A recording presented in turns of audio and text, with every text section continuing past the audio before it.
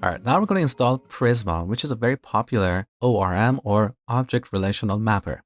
We use ORMs to work with our databases. So an ORM is like a tool that sits between our application and a database. We use this ORM to send queries to our database and get data back, or use it to create, update, or delete data. It's very simple.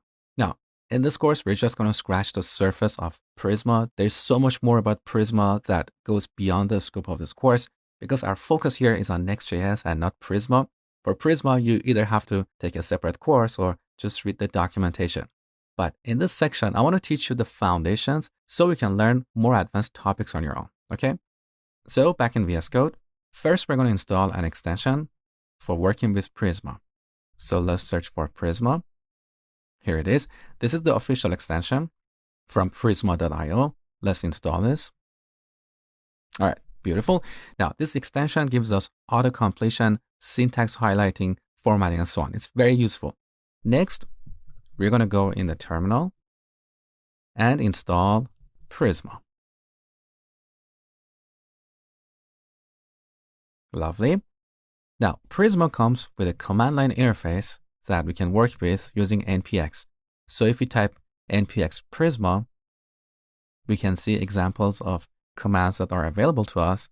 Up here, you can see all the available commands. So we have init for setting up Prisma in a new app. We have generate, db, migrate, studio, and so on. So let's run npx Prisma init to set up Prisma. All right. Now this command does a couple of things.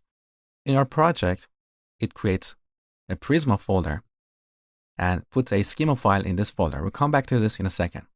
It also creates an environment file where we store our environment variables, in this case, a database URL. Now, by default, Prisma uses Postgres, but in this course, we're going to use MySQL. There are other database engines that are available. So we're going to change this connection URL or connection string to something that is compatible with MySQL. So if you go to Google and search for Prisma connection string, you will find this page, connection URLs. On this page, you will see examples for Postgres, MySQL, SQLite, MongoDB, and so on. Now, look at MySQL. What we need to do here is that we go to the schema file and set the provider to MySQL. You will see that in a minute. But we should also change the connection URL to something like this. So first we have the connector, which should be MySQL. So in here, we should change Postgres to MySQL. Then we add our user, followed by a colon and a password. So for Postgres, I think the default user is Postgres. In MySQL, it's root. So we add that, followed by a colon, and then the password for the root user. I set up my password to my password. I think that's it. Then we add an @ followed by localhost and port.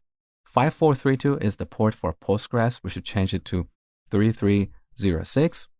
Then we have / and a database name. We're going to change that to next app or whatever you like. Now, for MySQL, we don't need this query string parameter. So let's remove that. So this is our environment file where we store our database URL or other secrets. We don't want to include this environment file in our source control because it would be exposed to anyone who has access to our code repository. So we need to go to our git ignore file and add .env somewhere here. Well, we have .env.local. We should also add .env. So we're done here. Now let's go to our schema file, which is in the Prisma folder. In this file, we have two blocks, generator and data source.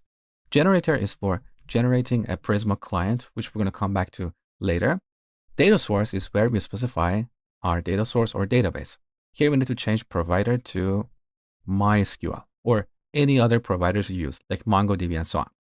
Now for URL, we are loading the database URL environment variable, so we don't need to change it here. We're done with this step. So next we'll define our data models.